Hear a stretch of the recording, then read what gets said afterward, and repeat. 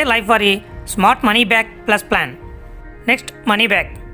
మనం policy term 15 నుంచి 20 సంవత్సరాల మధ్యలో ఎన్ని సంవత్సరాలు అయితే పెట్టుకున్నామో అన్ని సంవత్సరాలకి మనం తీసుకున్న బీమాని 15, 20, 25, 30, 40% కింద డివైడ్ చేసి మనకి కంటిన్యూస్గా అందివ్వడం జరుగుతుంది. ఇందులో 15 నుంచి 30% వరకు మన పాలసీ మధ్యలో అందిస్తారు.